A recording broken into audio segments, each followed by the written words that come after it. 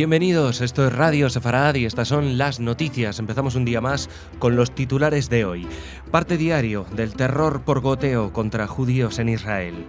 Aviones de combate egipcios penetraron en el espacio aéreo israelí para bombardear objetivos de Daesh en el Sinaí.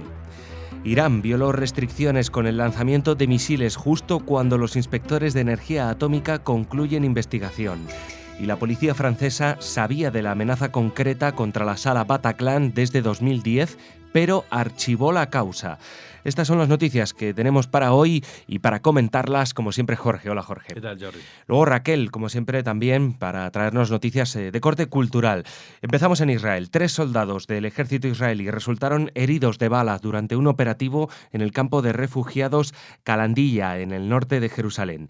Durante la operación, un terrorista palestino intentó atropellar con su vehículo a los soldados. Las tropas abrieron fuego, abatiéndolo en el lugar. En un segundo incidente, otro palestino intentó atropellar a soldados de la Guardia de Frontera en otro punto del campo de refugiados. El atacante fue abatido por los disparos de las fuerzas de seguridad. Durante el operativo, que tenía como objeto la detención de sospechosos y la incautación de armas de fuego, se desataron disturbios y enfrentamientos violentos en los que participaron decenas de palestinos. En otro suceso, en Modín, ciudad situada entre Jerusalén y Tel Aviv, un israelí y un palestino resultaron heridos por el ataque de un compañero de obra palestino con un martillo.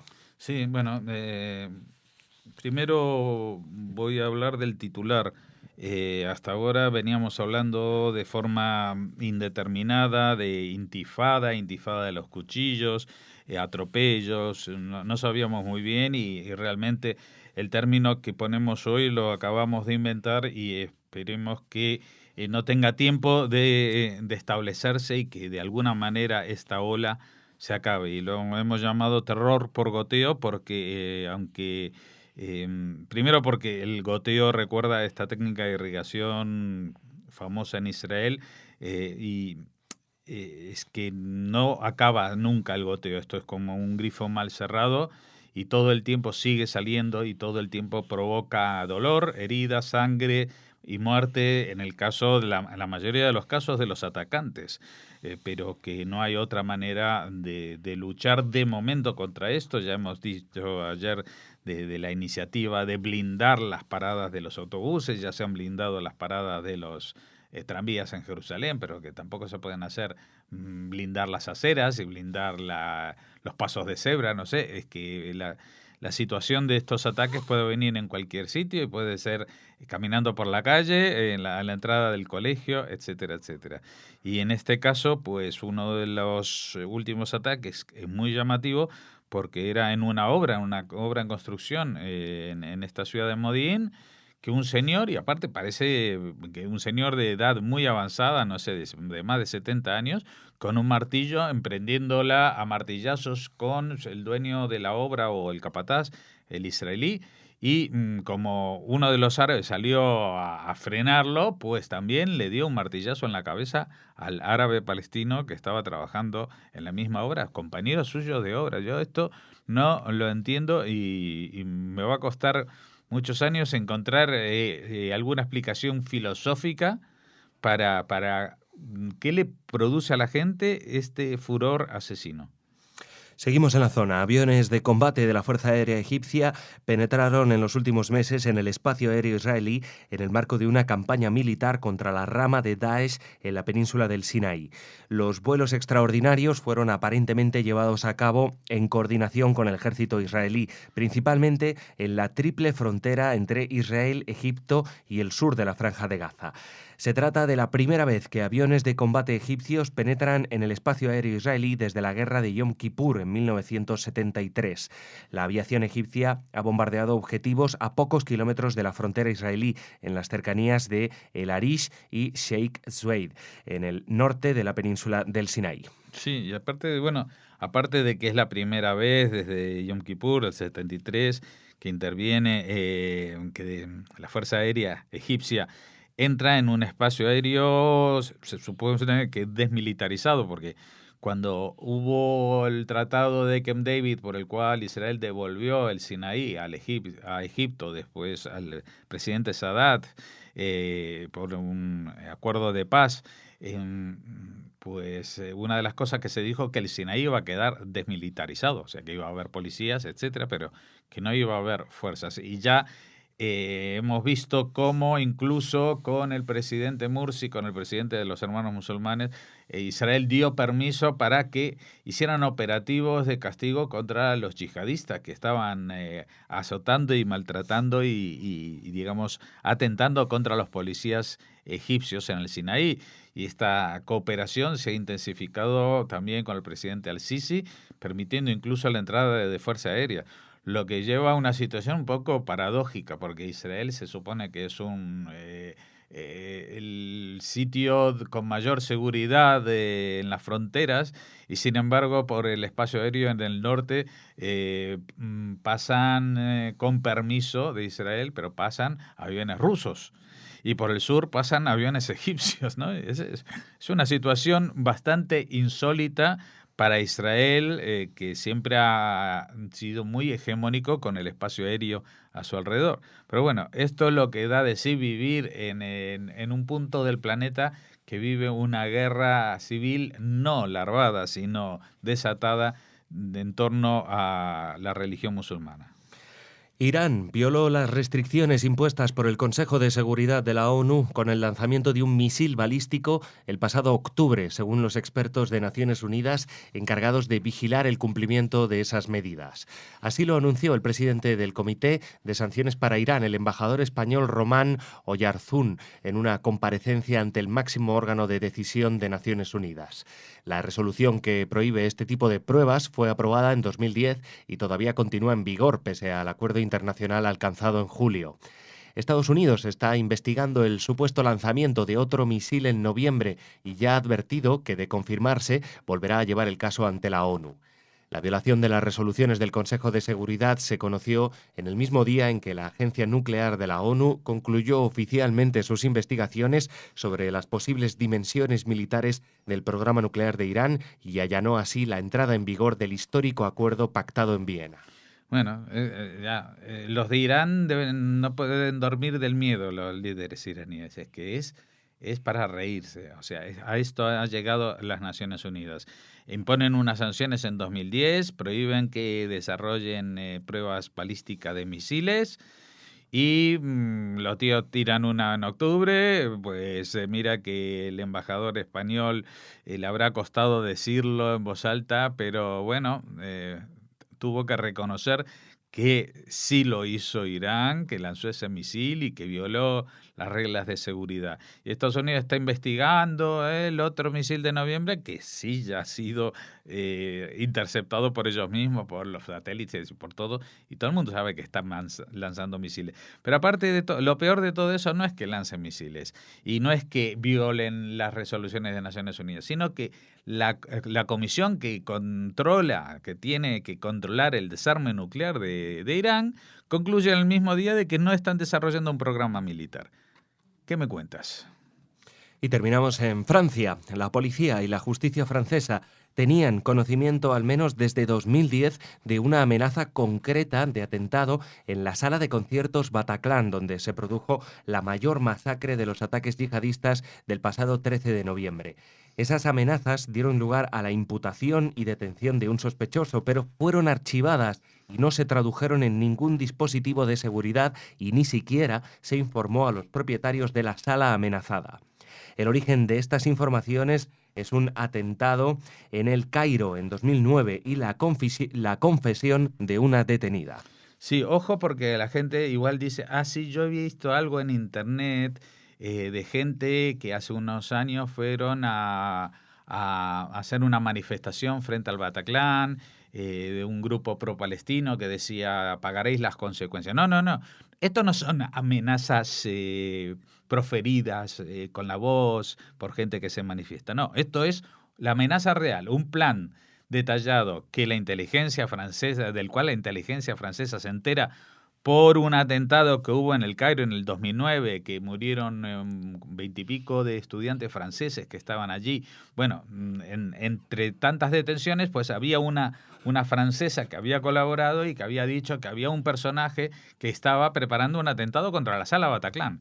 Entre otras cosas porque en ese entonces era de propiedad judía y organizaban actos que tenían que ver con apoyo a Israel o cosas así.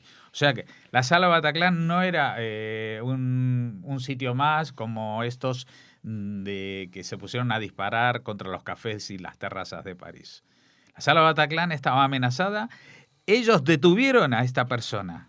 Lo imputaron, pero luego lo liberaron, archivaron la causa. Dijeron, no, bueno, esto no va a ninguna parte. Es que esto es un escándalo, y este escándalo se suma al que hoy se supo de Bruselas. Este famoso terrorista huido de las masacres en Bataclan y en otros sitios de París, este 13 de noviembre, que parecía que estaba en Bruselas. Pues resulta, Jordi, que cuando estaban cerrando el barrio de Moulbec, donde estaban haciendo estas detenciones y que esto que el otro, pues alguien recordó que hay una normativa que impide hacer detenciones cuando llega la noche. Escucha lo que te digo. No tiene permitido la policía belga actuar ni siquiera en casos de terrorismo, después de las 8 de la noche porque despiertan a los vecinos. Sabían que estaba en ese piso y no entraron. Y al día siguiente, cuando fueron a buscarlo, ya no estaba. Es que esto es de escándalo. Y yo no sé si existe esta figura en el Parlamento Europeo y no sé si se puede expulsar a un país que está en la capital del Parlamento Europeo por incumplimiento de las normas de seguridad. O sea, incumplimiento flagrante y desastroso de la seguridad, poniendo en peligro y amenazando a los vecinos del resto de su país y del resto de países de Europa. Porque ya no es solamente el problema de Moulbec y de Bruselas, sino que estaban matando en Francia. Además, no es el primer atentado en Francia que se escapa, se planifica y se retorna a Bélgica. Y los belgas no hacen absolutamente nada. Y los franceses tampoco hacen absolutamente nada. Y yo no sé si existe un organismo que tendría que ser la ONU, pero ya hemos visto por el chiste anterior, o sea, por la noticia sobre lo que hacen las Naciones Unidas, que tendría que llamarlos al orden y decir, señores, ustedes tienen 6 meses para reparar esto, si no se quedan, como se dice aquí en España, en la puta calle. Salen de todos los organismos oficiales. Ustedes no son el eje del mal, son el eje de la idiotez. Están poniendo en peligro a su propia población, a la población vecina. Esto es una guerra y hay que tomárselo en serio. Y el que no se lo toma en serio, pues que se vaya a hacer prácticas con casera, como se dice aquí en España. Gracias, Jorge. Mañana de nuevo más noticias con Jorge, pero ahora Raquel con la agenda cultural.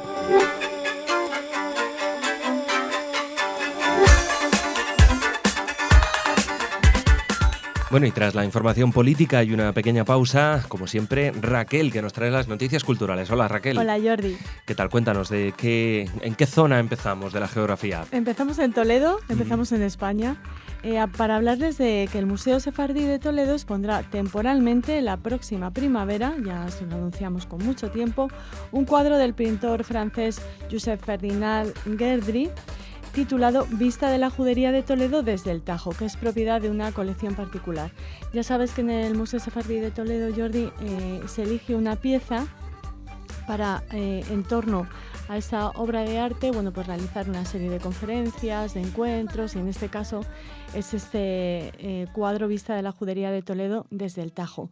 Les damos algunos datos sobre este pintor. Comenzó a pintar a los 13 años, fue alumno del artista academicista Jean-Léon Gérôme, recibió una medalla de plata en la Exposición Universal de 1889 y en 1890 obtuvo una beca para viajar al extranjero. Precisamente debido a esta beca estuvo en España y la pintura que se expondrá temporalmente en el Sefardí está fechada en 1891, lo que nos da la oportunidad, Jordi, de documentar a la perfección el estado urbanístico que presentaba el entorno de la sinagoga de Samuel Aleví a finales del siglo XIX. O sea que además de la calidad pictórica del cuadro, bueno, pues podemos obtener una foto de cómo era ese entorno a finales iba a decir del pasado siglo, no, pero a finales del XIX. Pues sí, además viniendo de un pintor de corte neoclásico, podemos imaginar que es una reproducción bastante fiel de la realidad, ya que esa era una de las premisas del neoclasicismo, ¿no? Bueno, ahí en Toledo con su cuadro para, digamos, hacer exposiciones, como nos contaba Raquel. Claro, encuentros, conferencias, seguiremos hablando seguro de este cuadro Vista de la Judería de Toledo desde el Tajo. Pero ahora cambiamos de tema para hablarles de que el gobierno de España, el gobierno presidido por Mariano Rajoy, ha tenido a bien conceder la nacionalidad española al escritor e historiador judeo-mexicano Enrique Krauze, a quien destaca como uno de los intelectuales más influyentes de su país. Krauze nació en México, en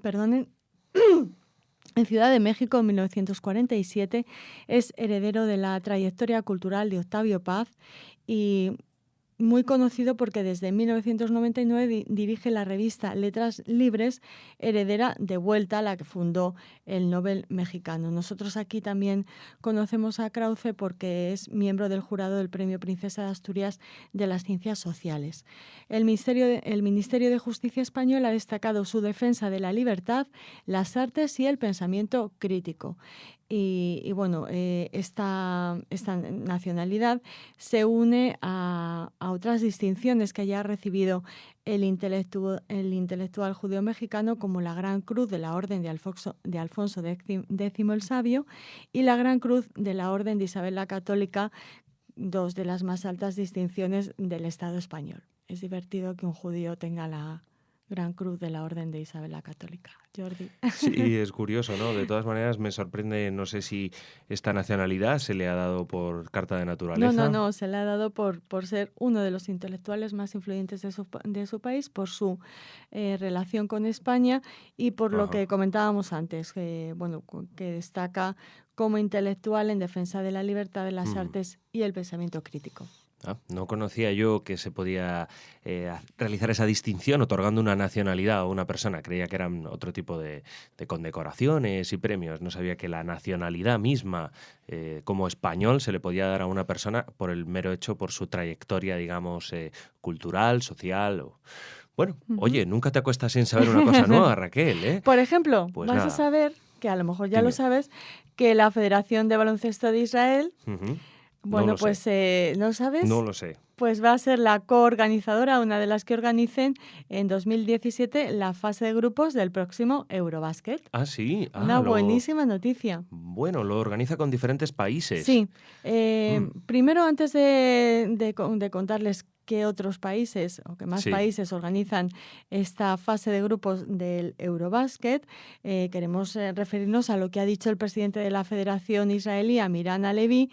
Ha comentado que este es un día grande e importante para el baloncesto israelí. Hemos esperado este momento mucho tiempo y ha costado mucho conseguirlo. Aparte de, el nivel del baloncesto israelí es importante, o sea que también se reconoce la calidad, ¿no? El presidente Halevi ha subrayado la importancia que un certamen de este tipo tiene para Israel y su compromiso de organizar la fase de grupo que le corresponde con excelencia para que vuelvan a confiar en nosotros una y otra vez, ha dicho. Según la decisión de la FIBA adoptada, el Eurobasket, que se disputará del 31 de agosto al 17 de septiembre de 2017, volverá a ser multisede como en 2015 y además de Israel, la fase de grupo se celebrará en Finlandia, Rumanía y Turquía. Bueno. La fase final tendrá lugar en Estambul. Claro. O sea, vale, entiendo que cada grupo disputará sus partidos en algún país de estos que has dicho y uno de los grupos pues los disputará en Israel, ¿no? Es verdad que esto se lleva mucho ahora de las sedes compartidas porque ningún país quiere cargar con todos los gastos económicos que implica la organización no es como antes, ¿verdad? Y es una tendencia cada vez más normal, incluso en el fútbol. Creo que ya la próxima Eurocopa, esta se va a hacer en Francia, la que tenemos ahora, pero creo que la siguiente va a ser también en toda Europa, porque ningún país quiere, digamos, asumir todos los costes económicos. Pues sí, a Israel le queda despegar en baloncesto a nivel de selección nacional. A nivel de clubs sabemos que son muy potentes y el Maccabi, por ejemplo, de Tel Aviv es un referente en toda Europa y en el mundo, pero es verdad que les falta despegar a nivel nacional, a ver si, pues no sé, pegan ese salto de calidad. Hombre, siempre que un país organiza este tipo de encuentros y de campeonatos, la selección se esfuerza un poco más, o se le dedican más recursos o se pone Pues más sí. ilusión, no sé, pero suele coincidir. Así que desde aquí les deseamos muchísima suerte a los jugadores de la selección israelí de baloncesto. Les recordamos que España, Lituania, Francia, Serbia, Grecia, Italia y República Checa ya están clasificados, Sí. al haber quedado en las 7 primeras posiciones del pasado campempato de 2015. Así que a ver cuándo podemos sumar a estos países, Claro, Israel. bueno, España ganó, Sí. no te olvides, Raquel. España ganó cuando nadie daba un duro. Bueno, aquí en España saben cómo somos. A la Sí. primera ya no damos un duro. Por mucho que Hombre, Gasol y empezaron compañía... flojitos, ¿eh? Sí, pero claro, Gasol y compañía han ganado tantas cosas que se han quedado siempre a las puertas de la medalla de oro en las Olimpiadas. Estos norteamericanos juegan muy bien a baloncesto de momento. Bueno, pues nada, Raquel, muchas gracias. Hasta mañana, Jordi. Ya nos vemos mañana con más noticias culturales, políticas, en fin, de todo tipo aquí en Radio Sefarad. Les esperamos.